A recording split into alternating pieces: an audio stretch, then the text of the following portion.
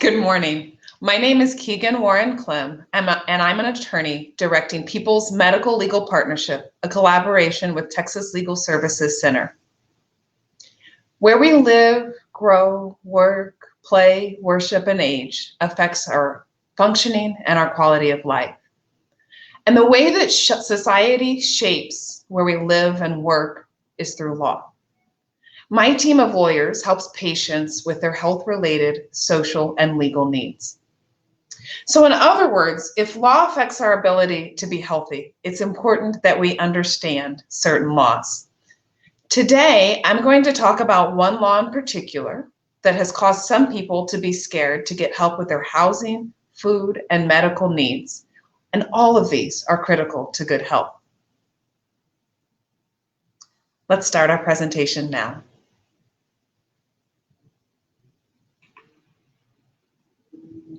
That law is the public charge test. Now, the public charge test is a long-established law, and it says basically that certain forms of immigration relief are not available for people who are likely to become primarily dependent on the government for subsistence. Now, that's a whole lot of words, but basically what it means is that if the government determines that someone applying to adjust their immigration status is likely to become primarily dependent, meaning that they need the government as their sole or primary source of revenue, of money for meeting their needs, then the immigration application could be denied. Now, what it means to be dependent on the government changed in 2019, and it changed again this spring, which is why it's important that we talk about it now. The current definition in law asks whether someone is likely to become primarily dependent on the government. But before we talk about how the government determines this, I want to stress who is affected and, importantly, who is not. The reason it's important to look at who is affected is because it's actually a relatively small number of people. First, someone who is seeking to become a legal permanent resident. Now, in common language, we call this getting a green card. Second, we talk about people who are seeking to extend a non-immigrant visa, a work visa, a tourist visa, or a student visa. And third, people who are seeking to come to the US from another country have to apply for admission. Now, that actually means that those people are unlikely to be dependent on the government. So we can somewhat carve that category out. But we really do want to be cautious to note that people who have a green card, who leave the US for more than 6 months, actually have to re-enter into that process. Have to apply for admission to the United States. And so we always want to think about travel abroad strategically when you have a green card. But that's it, just these three categories. So look who's not on this list. Asylees, refugees, people who are victims of crime or trafficking, people who have status and are applying for citizenship are not on this list. And in fact, because of other laws, the folks that are on this list are really unlikely to get the kinds of cash help that would cause the government to determine that they are primarily dependent.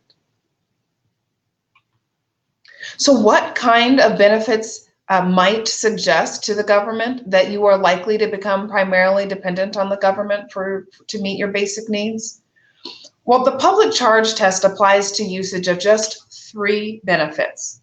This is SSI, Supplementary Security Income, which is a type of Social Security disability program. This is the one that targets people who haven't worked a lot or who haven't worked recently, and people who that don't have very much taxes paid in. So that includes children, for instance. The second benefit is TANF, or Temporary Assistance for Needy Families. This is what we used to call welfare. It's a cash benefit, and it's actually not widely used in Texas. And third is long-term care Medicaid. So just one type of Medicaid. And this is the type of Medicaid that pays for nursing home care long-term. So not a short-term rehabilitative stay, for instance. And that's it, just those 3 categories. And so the best practice has always been that each family weigh their needs today versus the possibility of problems down the road. Why do we recommend that? Well, the traditional public charge test has practically never been used to deny an immigration application. In some ways, it's been more like policy than law. But even had it not been, without food and shelter and medical care when you're sick, when you need it, your later immigration status may never matter, right? The other thing to remember, and I'm going to say this multiple times in our few minutes together today, is that the public charge test applies only once you turn in an application for one of the three things that I already mentioned, right? To get a green card, to extend a non-immigrant visa, or to come into the US. If you are not doing one of those things, this test never matters. So why are people confused? Why might people think other benefits are included? Well, in February of 2018, there was a leaked memo by the prior administration, and it said that they were contemplating expanding the list of benefits. Now, that got a lot of attention because it was a long list of benefits, right? Practically every way that we pool our resources to make life better for all of us was on the list. And under the old test, the existing test, all of these had been just fine. So people got worried. But what I can say to you today is that these are all safe, right? Let me say that again. Using these benefits is fine, and it will have no impact on an immigration application. So let me be a little bit redundant and remind us what the complete list of benefits is, right? The complete list of benefits that could be a negative factor in turning in an immigration application includes SSI, right? Supplementary Security Income, TANF, the program that we used to call welfare, and long-term care Medicaid. Now, in reality, using these benefits is probably okay, but these are the three that are technically on the list. Again, this matters only if you're turning in an application to get a green card, to extend an immigrant visa, or to come into the United States. If you're not doing one of those, this test never comes into play. Now, I don't have to tell you, it's been a long 15 months or so, right, dealing with the pandemic. And now, one of the things that we've observed in clinics across the country during this time is that some people are afraid to get tested for COVID-19. They're afraid to get treated for the coronavirus. And especially recently, they're afraid to get vaccinated. But it's fine to get tested. It's fine to get treated, and it's fine to get vaccinated. And that's true even if you don't pay for it. The other thing that's really important to know in the context of the pandemic is that if you lost your job because your company closed, and you now need to get some cash help of the kind that we talked about, right? SSI or TANF. That's probably okay, right? You'd want to keep your paperwork, but it's okay because the pandemic created a special set of rules, and it is understood that this has been a really hard time and that people may need extra assistance that they don't normally get. So let me pause here and see if there are any questions.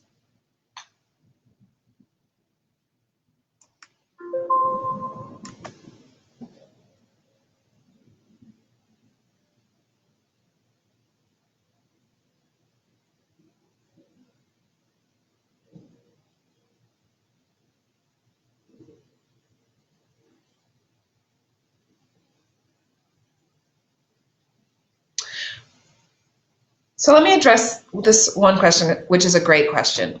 And the commenter says, I am applying for asylum and my immigration lawyer says not to use any government benefits. Is he right? There's been a lot of confusion over the past couple of years. And so it's very understandable that people outside who don't practice public benefits might get this wrong. If you're applying for asylum, you are categorically carved out of the public charge test, even under the version that was contemplated in 2018, 2019, and 2020. Okay, so in other words, if you're applying for asylum, you are fine to use cash benefits to get help meeting your food, housing, and medical needs.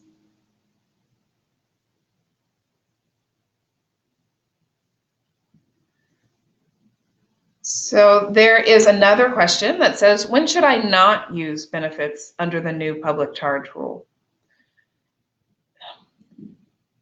The best answer I can give you is that if you need help meeting your needs, you need help eating, right? You need help with shelter.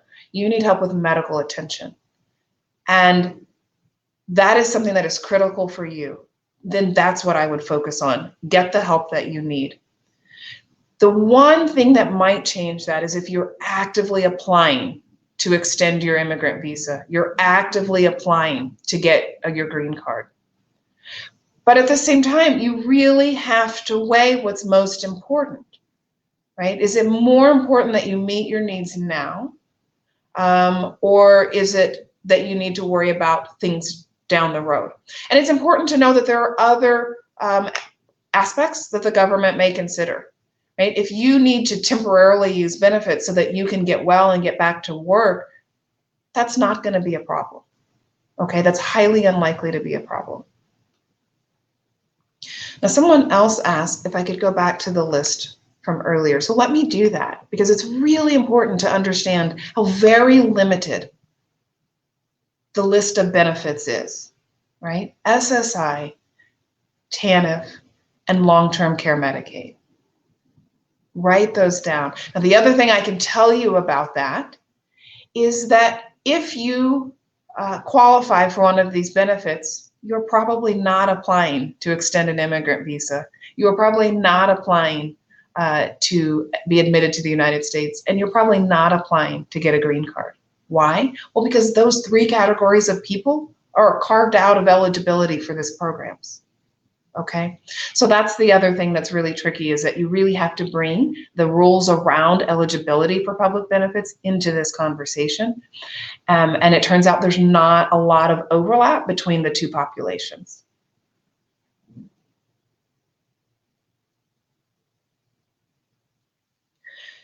Here's another great question. We've had parents not apply for Medicaid for their children and pay cash because parents are working on obtaining their permanent resident card. The question is, these families can apply for Medicaid for their children and also SNAP benefits. That's correct. The only type of Medicaid that would ever matter is Medicaid for a long-term stay in a nursing home. Long-term stay, so not even short-term rehabilitative care, just that long-term care. So Medicaid for children is just fine, even if a parent is applying for a green card. Now, the other reason it's just fine is that mom and dad are not the same person as their child, right? And so we'd only look at what the individual is using anywhere. The government would only look at what the individual is using. SNAP benefits aren't on our list.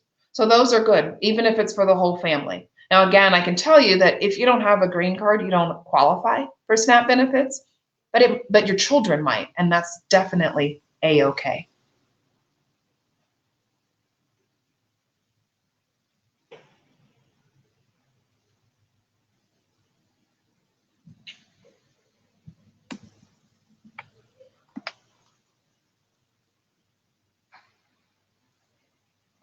Here's another question.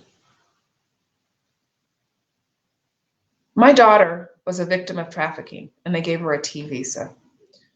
She's now a resident with special needs. I don't have any help, and I want to help her apply for citizenship. And I don't want to be rejected. So that's fine. Applying for citizenship, and I'm sorry that happened to your daughter. Applying for citizenship is not on our list, right? That's not one of the immigration applications that could ever trigger a public charge allegation.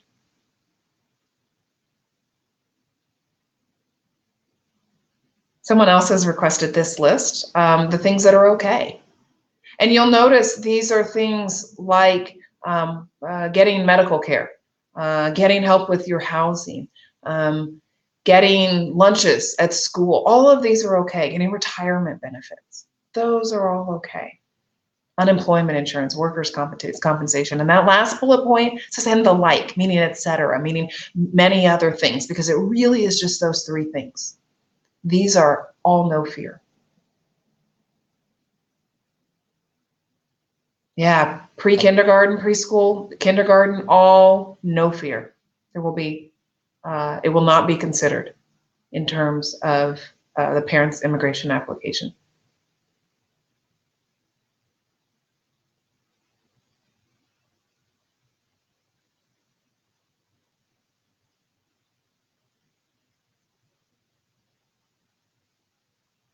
So I want to wait just one more moment. We have another minute or so to see if there are any other questions.